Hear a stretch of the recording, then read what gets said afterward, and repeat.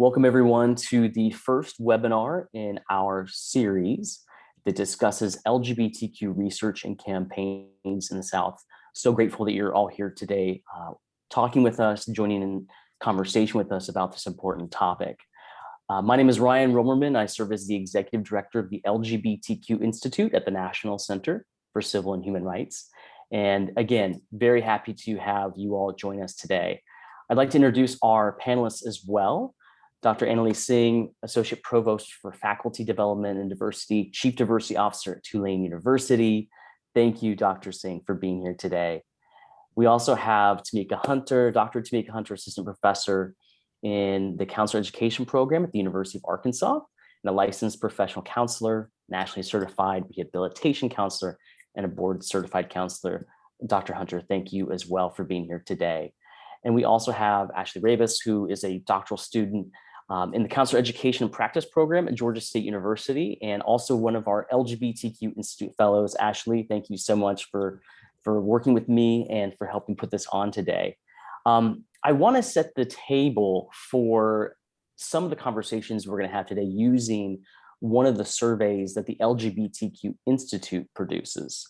And so I want to just, before I get into that, give our panelists a few moments to share a little bit about themselves as well before I just dive into that. So would love to open the floor for you all to introduce yourself to the audience, and then we'll really start to dive in. Do you want to go first, Dr. Singh? Sure, Dr. Hunter. Hey, everyone. Thank you so much for having us here today. My name is Anneliese Singh. I use she and they pronouns, and I identify as a queer, genderqueer, femme, South Asian, mixed race, white adjacent person. I am zooming in from Chitimacha land in New Orleans, Louisiana. The original peoples called New Orleans Bulbancha. So I know many of you have visited New Orleans, and I hope you get to know the Indigenous history, her story, and tea story here. So I'm so excited to be in conversation with Ashley and Dr. Hunter. I'm excited as well, and I'm grateful for the opportunity to share space with everyone. As Ryan mentioned, I am an assistant professor at the University of Arkansas on tenure track, and I identify as a queer, Black, or African-American, I identify as both, cisgender woman who has a lifelong physical disability. So lots of intersections there to talk about, and I'm excited to be here.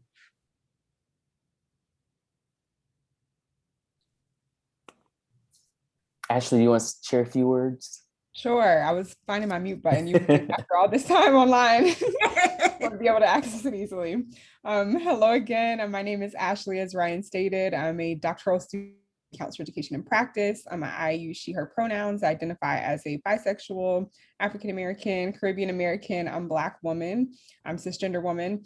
And I am really, really excited to be here today. I wanted to keep the focus on our doctors here. Dr. Singh and Dr. Hunter. I'm really excited to ask them questions about their research and how that has kind of lended itself to community work and taking evidence-based research into practice. So really, really excited to be here today. Ryan. Wonderful. Thank you so much to all of you for being here.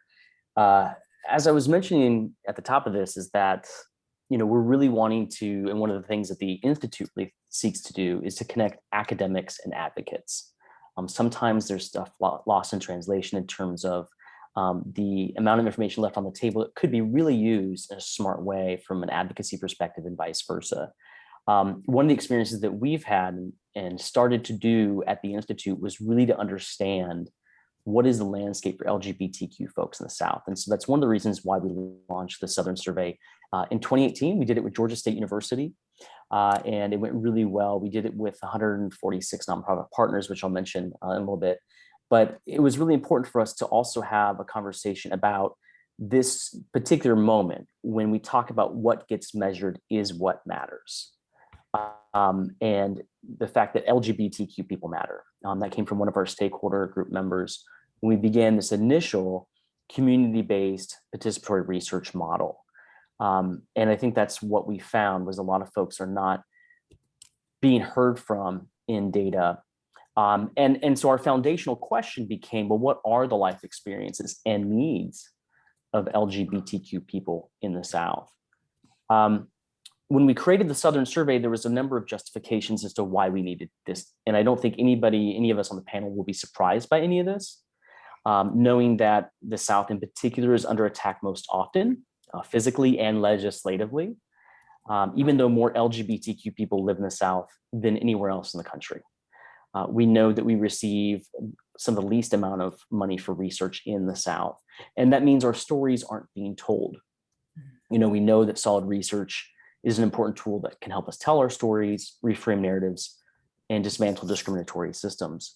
As I mentioned, it was a community-based participatory research model. This is one of our meetings that we had, and just phenomenal input from community members. When we said, if you were to ask LGBTQ Southerners, what would be some of the questions you'd want to ask? The amount of thoughtful, innovative questions just was astounding in terms of what we were able to put on the table and look at. As I mentioned before, we did with Georgia State, and through those years, we were able to work with over 146 nonprofit community and state partners, and across 14 states, it ended up having over 6,500 LGBTQ Southerners take the survey. So it was a groundbreaking survey, and we're hoping to do it again. So we're actually going to be launching the survey on June 30th of this year. It's the 2021 version of the survey. It'll be administered by Emory University using Qualtrics. It'll be completely anonymous, and it has been through an IRB process. We're going to be covering key areas that we've been able to narrow down, and I'm sure you all can speak to some of this as well in terms of your own research. And you can see that here, especially on health and wellness, community perceptions and involvement, and identity and current experiences are things I'm also really interested in as we start to launch the survey. And the point of this, I think we'll get into this in the conversation, is that we want to be able to connect academics and advocates.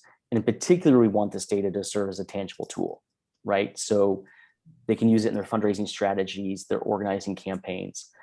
Obviously, we want to contribute new scientific knowledge to the field. And ultimately, we want to be able to amplify the voices of LGBTQ Southerners and really highlight the issues affecting our lives in order to create a better South. So we'll refer to this at the end of it as well, but you'll be able to, at the moment, go to this website and sign up to help promote the survey as an individual partner or as an organizational partner, and we hope you do so. But with that, and having kind of set the table around one initiative, and this is just one, that an organization like ours in the South is undertaking. There's also the Campaign for Southern Equality. There's a number of other organizations doing incredible work. This is one example that we can pull from and refer to throughout this conversation today. But Ashley, I'm going to hand it back over to you, and we can begin some of our dialogue. Awesome. Thank you so much for that introduction, Ryan. I think it pours directly into the conversation that we are hoping to have today with Dr. Hunter and Dr. Singh. And so Dr. Hunter and Dr. Singh, you both shared with us a little bit about yourself and where you're coming from, what you're currently up to. And so I wanted to give the attendees a little bit more background in terms of what inspired you to do research with LGBTQ persons and communities. Really just let us know what got you to this point. I guess since I asked Dr. Singh and she wanted to start, I'll go ahead and start with the first question. So certainly my positionality, subjectivities as a queer, and I needed to add that I use she, her pronouns, subjectivities as a queer, cisgender woman, Black woman with a lifelong disability certainly kind of compelled me to this work. In recognizing that all of those intersections requires a different type of resilience, as you will, despite the critiques of resilience, which are legitimate, but it requires a different form of navigation to be able to navigate multiple oppressive systems with queer being one of my identities. And so it kind of compelled me to the work to look at it from a more strengths-based perspective than I often see in the literature. So my personal identities definitely was quite influential in terms of why I chose this path or trajectory of work. Yeah, thank you. And I love this question, Ashley, because I think for those of us who get into this work, it is a very personal story. As Dr. Hunter was saying, you know, those identities are so important. They're not just isolated like words. They're, you know, as Dr. Kimberly Crenshaw teaches us, they're interlocking, sometimes oppressions and privileges. But I think as a queer, genderqueer femme, South Asian mixed race, white adjacent person, temporarily able-bodied, lots of class and educational privilege at this point in my career. You know, it's just true that when I entered my my master's and doctoral programs, there was no one. I felt like I was reading about cis and straight folks and like white folks all the time in counseling and psychology and mental health, and I didn't see myself. And I think the other thing that happened as I kind of entered graduate school is I started to remember I was in like my first multicultural class, and again, like really inadequate information. And it wasn't personal, like, but as I was in those multicultural classes, I remembered, hey, for me as a queer, genderqueer femme person, I had a suicide attempt as a teenager. I experienced racism as, you know, a young person cluing into my own gender and sexual orientation identity. And so I think the other thing that makes it really personal is that I think in my field, which Dr. Hunter and I share, counselor education, I think a lot of people reach to us from community and say, help.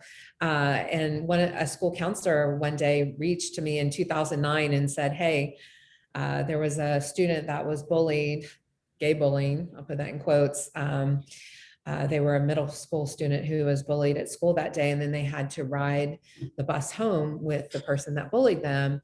And I was like, you know, we need something different. Like, and that's where, you know, I and many other people started the Georgia Safe Schools Coalition, because the person who learned to bully, you know, they had a lot going on too. And we have such a punitive system when it comes to discipline and bullying in schools. I was like, we need to get way beyond this, because it's not going to be helpful for queer and trans folks if we are just like a zero tolerance bullying policy, but it's also not okay for queer and trans folks to get bullied. And I think in that process, what we learned from some of our early research was it was actually straight and cisgender young people who are experiencing gay bullying at higher rates. Why? Because anytime you step out of a box in school, people can put you back in through queer and trans bullying. So I know that's a longer answer, but I think it's a personal connection, as Dr. Hunter was sharing. But I think the community also calls us in to do the work. So thank you for that question.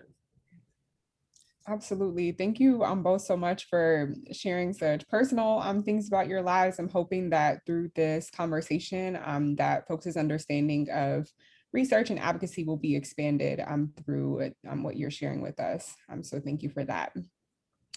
So Dr. Hunter spoke about the need for this like strengths-based perspective on LGBTQ research. Dr. Singh spoke about a general lack of representation and maybe like accurate knowledge that's being taught to, you know, new practitioners in various disciplines. As we kind of like lean into the research conversation, I'm wondering, I know that both personally, I know both of you, and I know that you have extensive published articles and manuscripts and books and book chapters and things like that related to what we're talking about. And so I'm curious to know a little bit more about your specific passions when it comes to LGBTQ research, because we know that we're not a monolith. There are many different pockets and avenues in exploring these communities through research. And so interested in what your specific passions are in LGBTQ research, as well as what have been some of your most significant findings. You want me to take this one, Dr. Hunter? Sure, go ahead. Go back and forth. Awesome. I love it. I think this question, and for many of us who are involved in queer and trans research, there is that pull. And I think spending a couple of decades in Atlanta, you know, I noticed just with my chosen family and siblings what trans and non-binary folks of color were experiencing. And so I had started to look at resilience. And I think my passion is not looking at like, oh, I just woke up and like my coffee isn't the way I want it to be, kind of resilience. I'm not looking at everyday resilience. That was really studied in a white and Western framework around hardiness and individuality. Like as I paid attention to my community, my friends, my chosen siblings, I noticed that I wanted to study the resilience that was resistance, like how people were moving against oppression. And I think, some of the exciting findings I found were not really unusual for those of us in community. It's like there's this thick trust that trans and non-binary people of color have. Like, if someone has a need, you can call in a lot of people and get a lot of resources at once. And those resources should be coming from institutions, right? But we take care of ourselves. That's like the roots of mutual aids, I think, in Black communities and other communities of color. But I think my other passion is really around liberation psychology, because I do feel like resilience is something we have to study, because white supremacy, cis, straight supremacy, it's not going away tomorrow. But we really need to stay focused on liberation as kind of the goal. And so that's definitely been a lot of the work of the last 10 years of my life, moving away from affirmative research that says queer and trans people are here, to liberation, which is more like, actually, we want to be free, and we know we already are free, except y'all aren't letting us be free. So those have been some of my passions most recently. That's amazing. Similarly, I have a lot to say on this topic, so I'll start with the passionate part. There's a lot of research that's been done about disparities, and about there's greater anxiety, depression, suicidal behaviors, all of those types of things. And that's, don't get me wrong, that's incredibly important for us to know and support and address. But I think that it gets, my passion is talking about LGBTQ plus and other marginalized and multiple marginalized communities from a strengths-based perspective, because while we get frequently informed about the disparities, almost to the point of where it gets to the point of what I call disparity porn, no offense to sex workers or sex work, but like it just gets perpetuated to the point of, are we perpetuating stereotypes about the communities because there is such a lack of balance in terms of research? Because despite those disparities, we also have certain resiliency, certain strengths, certain beauty, and we're still here despite centuries of oppression. And so I'm very passionate about providing balance in research around those things that make our communities beautiful, and those things that can be harnessed. And that it's not always the situation where somebody is coming in white Western and kind of telling communities what to do, but there are things that are already present in the community if people would take the time to pay attention to those, and rather than just disparities. So that's my passion. And much like Dr. Singh, it's the hope is to move beyond talking about resiliency, but there's some important things that I note about the construct of resilience, in that it's different than coping, right? Because coping is kind of reactive. It's just a reaction or adaptation in the presence of stress. Well, resilience has the possibility of being stress buffering, right? And so in such a way that it helps to minimize or limit the harm that's done on physical and mental health. So, but ultimately the aspiration is liberatory justice and freedom. And so I think, just like Dr. Singh said, this is one of my it's one of my notable findings, but it's also something that is known, right? Especially if you're queer plus some other identity. So my most recent publication, Queering Disability, is a 2020 publication. But one of the things that came out was that it's important, if we're talking about like centering marginalized people, we have to stop this obsession with comparing white, and then everybody else is kind of in this other category, right? Or heterosexual and LGBTQ plus, right? Because if you're going to really center the margins, what you're going to do is to look at those within group differences within those LGBTQ plus communities, and not do a majority to minority comparison, because it's still a perpetuation of the system. So one of the notable findings from that queering disability study was that, so I announced or claimed my identities when I got on here, but there's something that struck me with one of my participants using the pseudonym Rain. They had a degenerative health condition that is life-threatening, and they had to move back in with their parents because their health was deteriorating, unfortunately. And the whole idea of out being the goal, we have to look at the in-group differences there, because when their parents found out that they were queer identified, they said, we know that you need us for, for shelter, for rent, but if you don't end this relationship, you're gonna be basically exiled from the family. So we have to understand that out is not always possible for every group and community. If you're wholly reliant on someone else for your activities of daily living and transportation and food and financial support, social support, that's not always possible. So I think in community, because of my identities, I knew that, but just having that expressed in that way, they basically said, the choice I have to make is between a fulfilling romantic relationship and the actual ability to live. And they didn't mean that in figurative terms, they meant that in literal terms, to live. So I think, like I said, I had a lot to say about that, because we need to start to look at the within group differences in the LGBTQ plus community.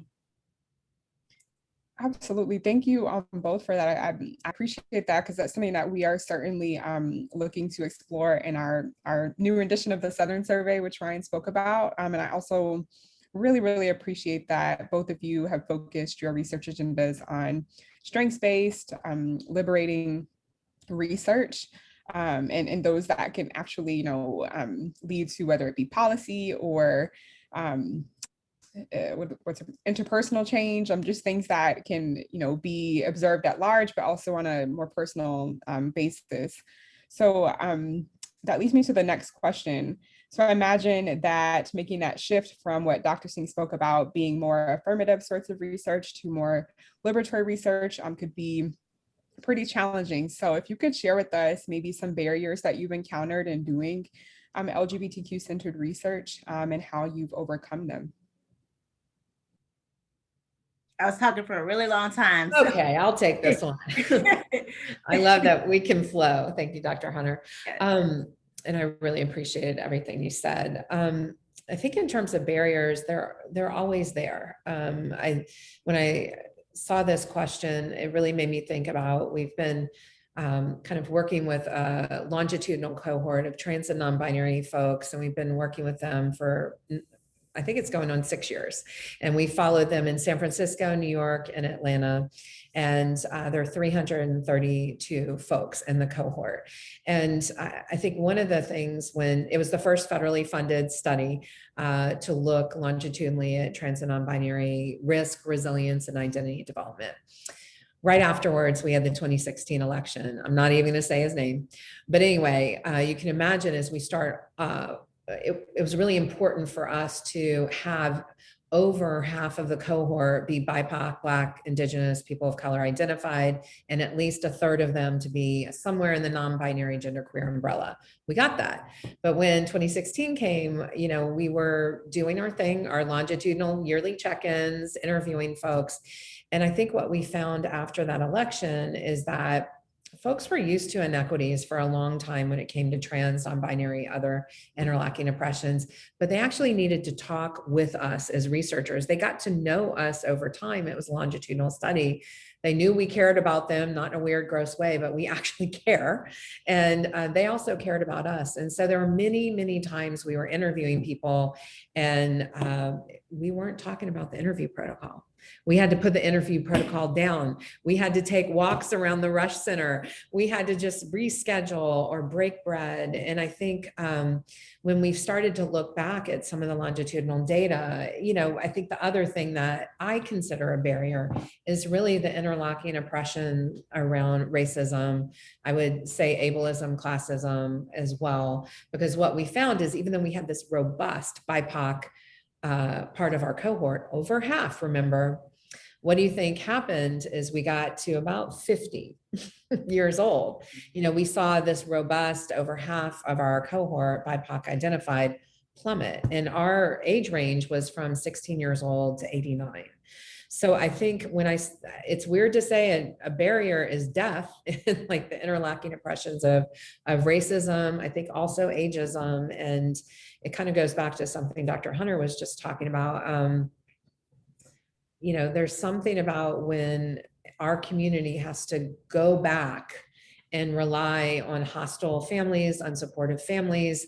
Those are really dangerous, death-filled places for us. Dr. Hunter was talking about how do you make this choice? Like, it's not a choice. And so I think the barrier still, we got to keep this liberation focus, but the barriers are really unsupportive homes, unsupportive environments, toxic institutions, toxic societies. And I think we've seen, it's going to be interesting, the research that comes out of the multiple pandemics along with COVID-19, because I think the other part of the story we're seeing now emerging in queer and trans research is that for the folks who were able to stay home, that wasn't everyone, or work from home, not everyone had a job in our community. Some folks were actually, if they were able to control their environment, they were actually able to clue in and express their gender and sexual orientation identities in ways they couldn't. And now they're faced at coming back on ground in schools and work settings. So I think the barriers we're going to see emerge over time are just going to be really interesting. I don't know. What are you thinking about this question, Dr. Hunter? Oh, I love your response, because you've got me thinking about several things. But when I read the question, I immediately thought about some of the barriers is that because we as queer people, we need to seek safety, and there's so many places that are not safe, right? And then you add other layers of not being safe or being unsafe when you add other identities, right? So what happens is it's kind of a double-edged sword, because you seek safety, so you go to those places, those publications, those people, those communities that support you, that won't oppress you and do those kinds of things. But at the same time, that means that the people who really need to hear our stories, understand our narratives, that have less exposure to our narratives, less appreciation for them, don't hear them, right? And we also have to be honest in our examination of academia, right? Because there are only certain groups that get to create knowledge. And then those people create knowledge, perpetuate certain types of knowledge, and this is a very real thing. Your publication can get rejected because it's looking at certain communities, and then it's saying, and then the answer you get is something about, well, this is not the majority of people's experiences, but that's exactly the point. You're missing the voices of these communities. And so a part of what I would think is a barrier is just the siloed nature of systems, one, out of practicality and a need for safety, but also just different forms of oppression and silencing certain voices and certain perspectives that are not seen as the canon, of knowledge. Yeah. As both of you were sharing, I was just thinking of what Dr. Singh mentioned or I think both of you kind of touched on this about, one of the very real and like stark barriers being death, and like, that we are talking about the lack of safety, right? And how dire this can be, but also the need for us to be doing research in these communities, but also for two, and not just to be doing it and to kind of keep it in our bubbles, but also to be disseminating the research in a way that is accessible and understandable, because that's a big issue with academia. Lots of times, yes. Sometimes I don't even know what I'm reading, and that can be really difficult.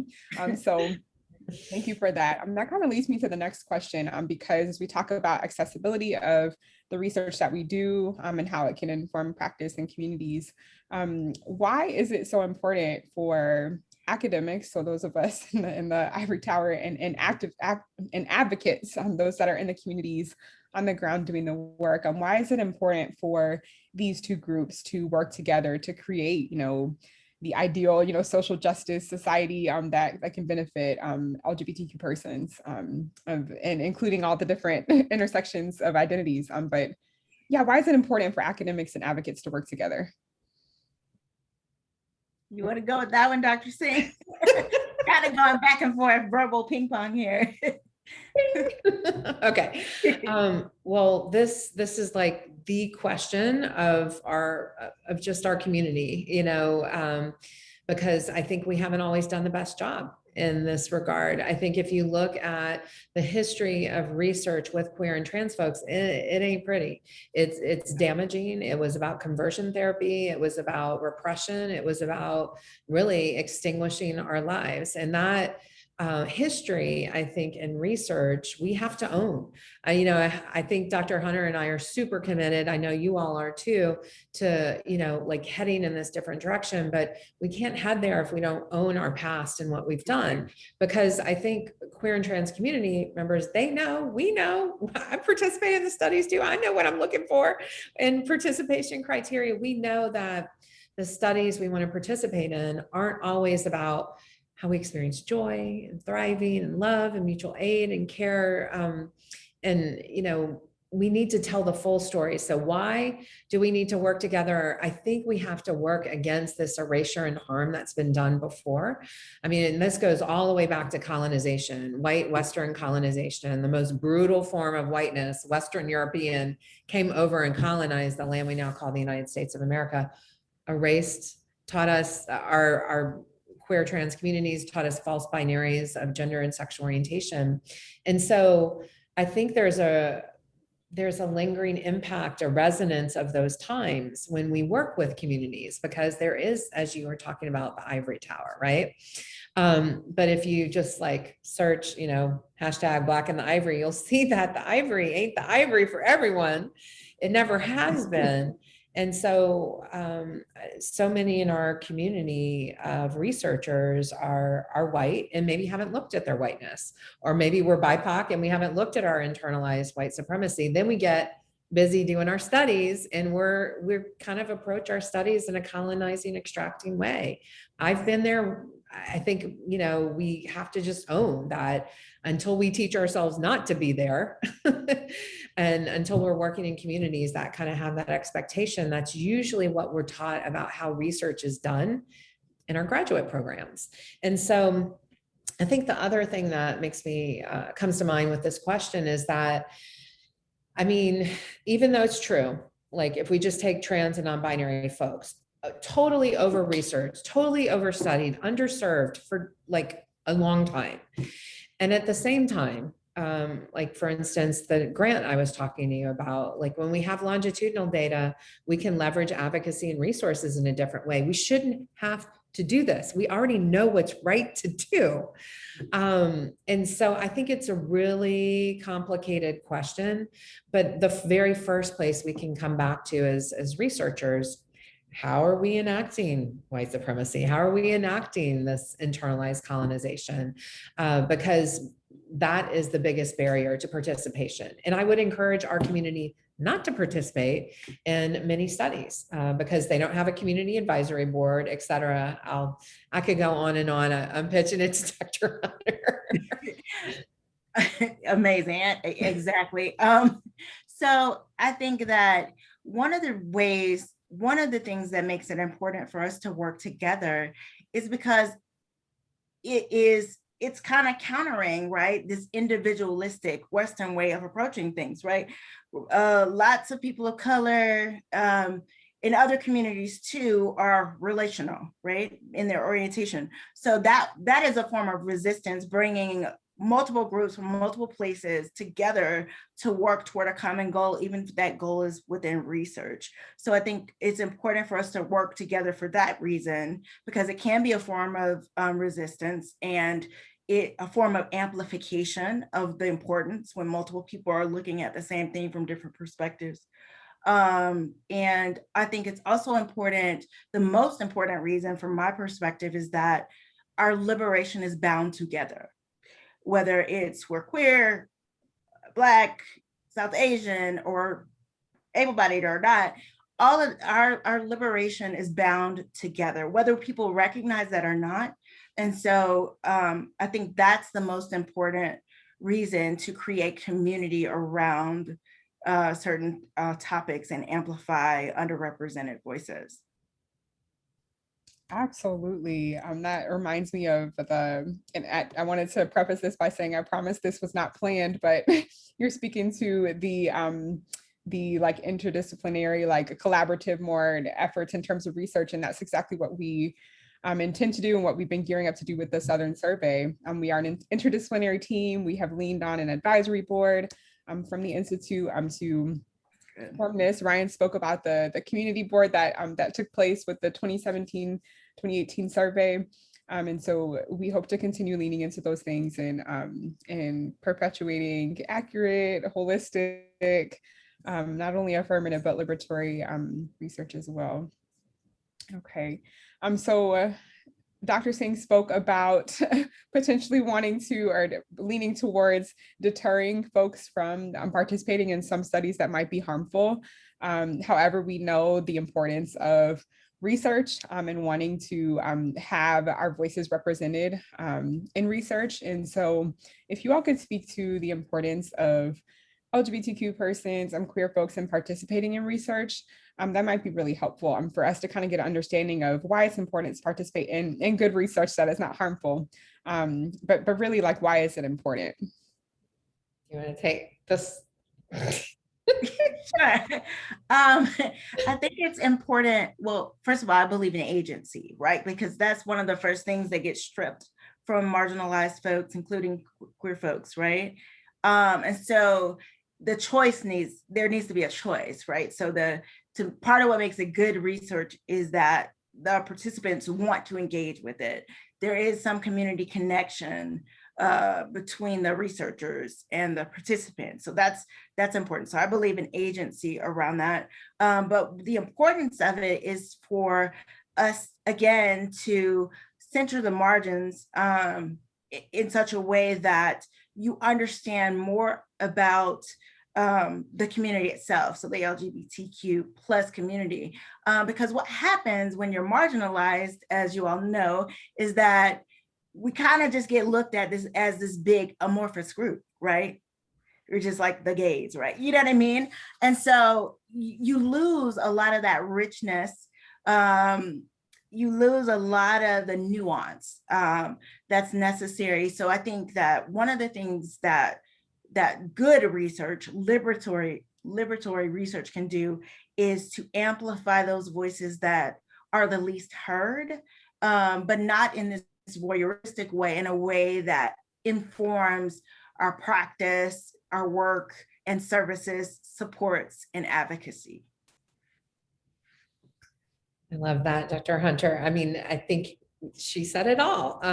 Basically, it's true that if we don't tell our story, who's going to tell it for us? And, you know, I think a big part of being true and accountable to queer and trans communities is to help kind of have discussions about how can our research be better? Like, what do we need to innovate? How is like internalized white, cis, straight supremacy and other supremacies showing up in our work, and create that conversation so that queer and trans research participants can know what they're opting into. And so I think that's kind of the really where we are as a community of researchers. And Ashley, it was exactly the best practices, I mean, or aspiring practices, I know that's a weird phrase, but like our aspiration is to trouble, problematize, like critique, tear apart, dismantle a research study, and then put it back together in a way so that it actually, we know that when I participate in this study, it's going to directly affect advocacy or resources, like having some of those conversations early.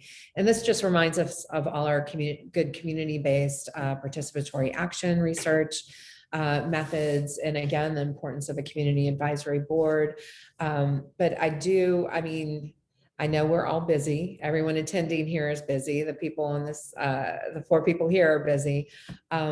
And I still make time to participate in research because I have some boundaries and I will ask some questions.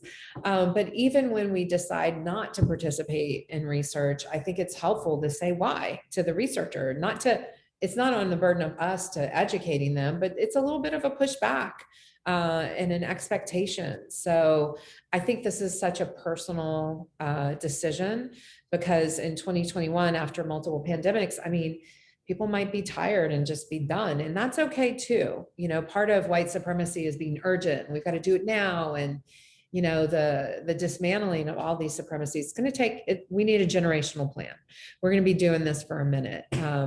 So thank you for that question. Absolutely. Thank you both for your responses. I wanted to get to the next question. So we talked about, you know, who we are as researchers, why the research is important, kind of like what goes into that, barriers and all those types of things. But we haven't quite gone into the conversation about how important like data is to movement organizing. And so I wanted to throw that question at you all to see what your thoughts are on that. So how important is data to movement organizing, and what might that look like? Do you want to go first? I think I just did. Okay, I'll go. I mean, I think it's critical. I think that when we look at the history of liberation movements, and I would say the her story and the T story of liberation movements, we just know that street activism, movement building, like if you look at movements that are really built around kitchen tables, as womanist theory teaches us, like they've all been built like Kona homemade, you know? And so that's important. We need street protests. We need all that street organizing. But then we need policy change, and we need legislative change, and we need institutional and systemic change. So I think the data piece of it puts in front of like the folks with advantage, like a picture that cannot be dismissed.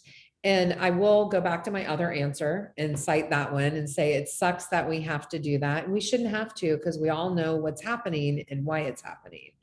At the same time, I have seen policy conversations, policy changes, like innovations, like huge advances in care for our queer and trans community when we've been able to advocate with data. I'll give you an example from New Orleans. You know, there's an amazing group here called House of Tulip, and they're a Black and brown trans women-led organization. They started last year. Their anniversary is coming up. Stonewall, it marks their anniversary. But they do not surveil how much money they give to their constituents. They put cash money in the hands of Black and brown trans women. Well, there's a heck of a lot of data that says why we shouldn't give someone like a debit card, or like put a barrier, or like come sign this form, or like somehow get to our place. Like they go to people, they put cash in hand, and that is helping our, you know, BIPOC trans community here in New Orleans start to see finally some freaking light. Like we know that any barriers that you put in to access for basic resources is going to make sure that people don't get those, right? And so I think some of the massive amounts of data we have in New Orleans around these issues have driven that intervention. So that's my initial kind of thoughts on that question. You know, I think it's you, in order to navigate a system, you have to understand a system, right? So there's a Western orientation about like what constitutes science. And so, you know, the whole debate about hard science, soft science, you know, that kind of thing.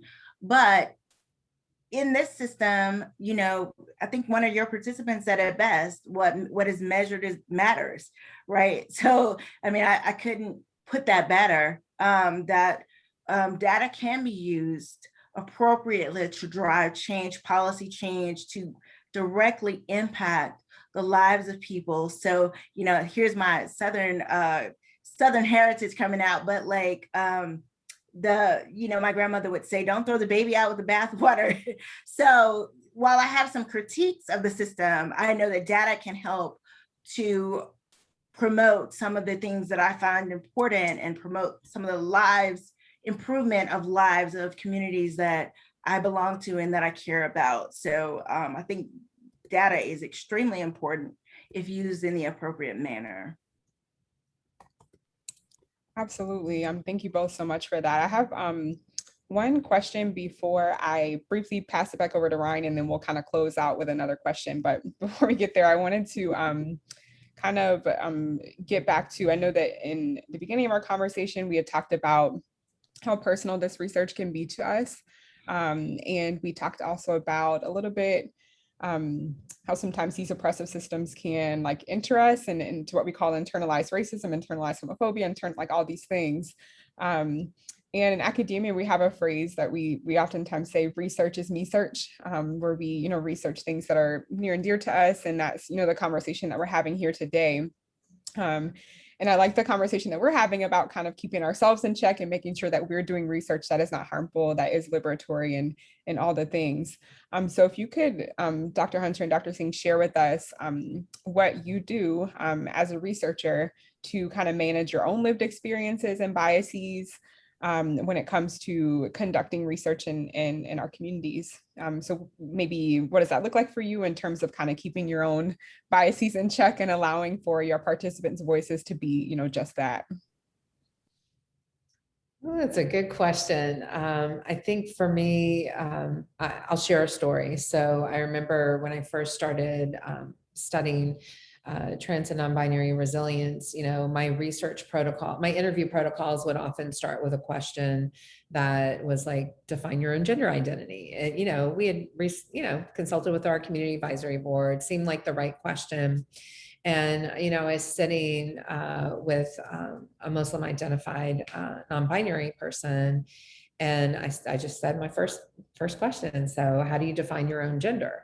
And they said, I am my own gender. Aren't you? I'll just repeat that again. I am my own gender, ... Aren't you? And I think as a researcher, I was just like, my brain exploded. You know, that emoji where the top of the head is popping off? Like that thing was going on, like multiple of those emojis. And I just had to stop and pause and really thank them. And I think it sent me personally on a gender journey that I continue to be in. And I think it's really taught me so much about being open to being changed by not what we research, but how in the processes and practices of research.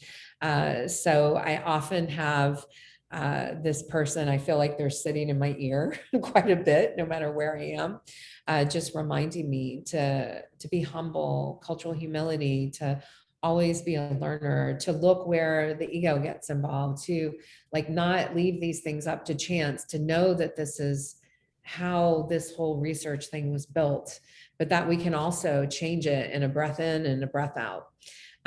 So I have lots of other examples, but that's the one that seems like on top for me. This is a great question. I was just sitting thinking about two kind of brief examples. I shared about my participant, Rain, and I think that situation helped me to understand the ways in which I'm privileged, right? Because I am in a family that is supportive, that, you know, was a part of my wedding and all of that kind of stuff. And so despite having, you know, 4 historically marginalized identities, I'm privileged in the sense that, you know, I do have that familial support. I can perform those activities of daily living, so I don't have to contend with that, making a choice between literally life and death, right? Around being out or not. So that's one thing. And then another thing is that, you know, before making the switch over to faculty, I was the director of a disability resource center, and I had a student who lesbian identified, who also had ADHD. And it was interesting because a faculty member, you know, Georgia Tech, I was at Georgia Tech, and you probably know Georgia Tech is high achieving math, science, engineering.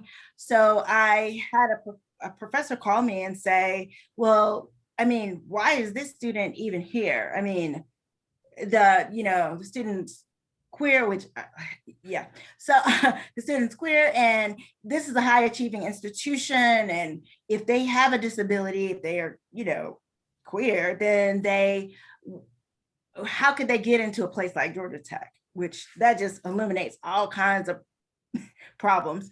And kind of just speaking from the disability standpoint of it, I kind of, you have to know your audience. And so they're very data driven. So I was like, the area of the brain that controls executive functioning, the frontal lobe, blah, blah, blah, blah, blah, explaining the student is not requesting an unfair advantage. But I bring that up to say that it really struck me that because my disability is obvious, you can't see it on Zoom, but I've always used some type of mobility aid, whether it's crutches or now I use a power chair.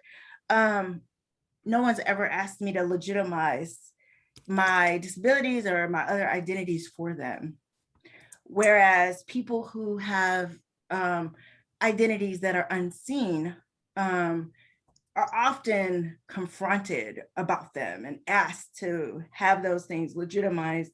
So I think part of those, why I'm sharing those two examples, is that I always have to remember that I'm even still privileged in some of my identities, and that can come across in my work. And so I need to be willing to examine with a really critical eye the way I'm approaching communities, even ones to which I belong, because I don't have the same experiences as other members of that group. So that's a lesson in, you know, remaining culturally humble. Even with all my identities, I still need to remain culturally humble and remember that competence is not a destination, it's a lifelong journey. Cultural competence is a lifelong journey. Absolutely. Thank you so much for that. I love that phrase, and that's something that we often talk about in the counseling profession as well. So I wanted to, do you want to talk a little bit about the Southern Survey, Ryan, before we close out? Yeah, I just wanted to also have an opportunity for folks to use the question function if they have any Q&A. We have a little bit of time. I just really appreciate the conversation we're having today. The point of, you know, knowing that we work in siloed systems, that looking at resilience as resistance, I think was huge in terms of learning how to also see that in the research that we're producing. The conversation that only certain groups of people get to create knowledge. I think sometimes, you know, we get used to the idea that these siloed structures are the norm and that's the way they can be and should be. And I think breaking those apart and giving access to more people to own their own destiny. And so I like that idea about Dr. Singh, about what you talked about. How do you experience joy is something that needs to be, and I know you all are working on some incredible work yourselves, exploring that, because I think as a queer person myself, you know, you get to see all this data about, oh, you know, of course, you know, we face so much more struggle and, you know, we don't get enough funding, but there is also the amount of joy and resilience that our community have, which is breathtaking and it's beautiful. And that needs to be talked about as well, because I think that's going to build even more resilience from the people who are listening and learning about, regardless of all the barriers that have been strategically placed in front of us.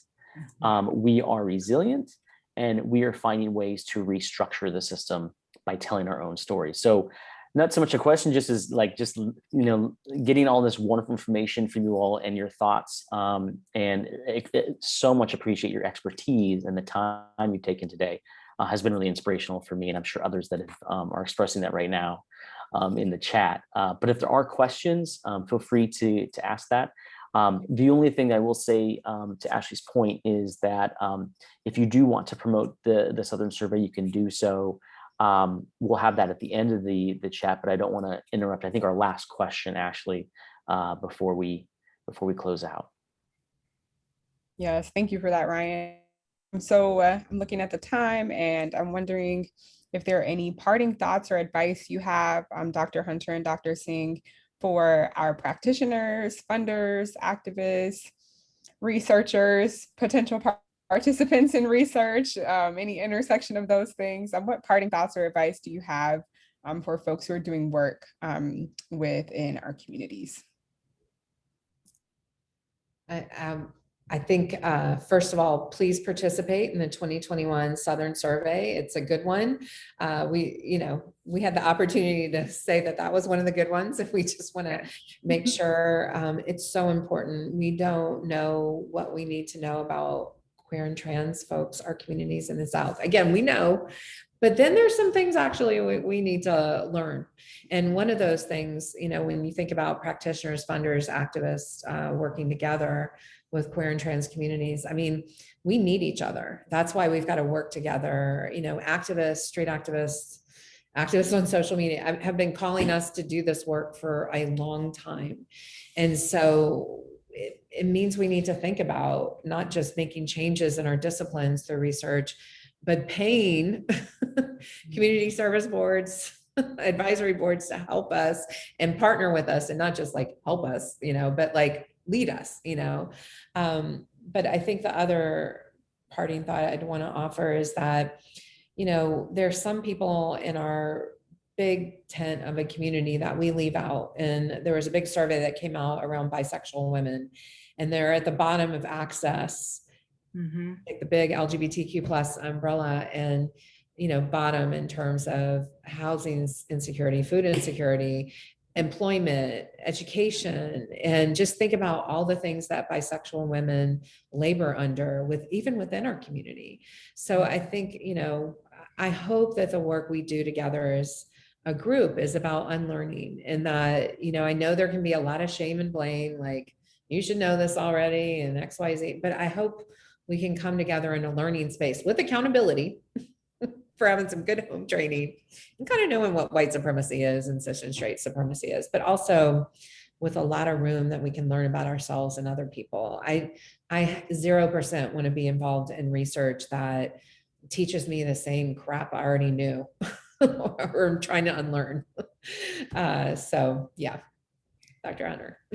Oh, I love that. I love that, Dr. Singh, about unlearning, because that's kind of related to what I was going to say, is that I think definitely take part in the Southern Survey, because this is a good one, positive, solid research effort, but also be open to new ways of knowing, right? To the voices that are the most quiet, tune in and try to listen to those, and finding new ways of being culturally humble, and new ways of knowing outside of the Western cultural context. Thank you all so much. I'm monitoring a number of things here. I'm loving all of the dialogue in the chat as well. Thank you all for being here. I wondered if there was anything else that you wanted to add, Ryan. I think you wanted to share the slide again. Yeah, the only thing I was going to add was just the promotion of the survey, just so people know where they can go to get that. And let me just share my screen here real quick. Let's see, view, present. So folks can go to, as I mentioned before, the LGBTQ Southern Survey.org. You can go to /2021. And that's where you can sign up to be an individual partner as we prepare to launch the survey on June 30th. You can also sign up to serve as a partner on as an organization as well. So we're definitely looking for people who care about research, who care about LGBTQ communities, who really want to help us amplify the voices of those least heard from. And the thing that I was going to mention was that our next webinar will be on July 14th at 3 p.m. What we're going to be doing is taking this initial conversation, which provides, again, thank you so much, a really great foundation for future discussions, and really diving into specific campaigns and research focused on LGBTQ people and education. I think really diving into these topics is going to be really colorful. But that's Wednesday, July 14th at 3 p.m. Eastern Time. And again, you can register at lgbtq-symposium.org. But that's really all I have. Ashley, so I'll throw it back to you for some closing thoughts. Yes, I think that about wraps us up. I just wanted to thank both Dr. Hunter and Dr. Singh for being here with us and sharing your experiences, both personal and professional, to this really important research. And thank you for kicking off our 2021 symposium with us. We are super, super honored to share this space with you. And I hope that you all will share the word about our upcoming episodes of the upcoming webinars of the symposium, and stay tuned to us on our social sites and through our website and all of that jazz.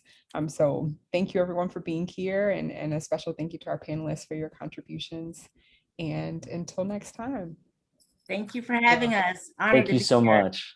Thank you everybody for coming. Bye-bye. Bye.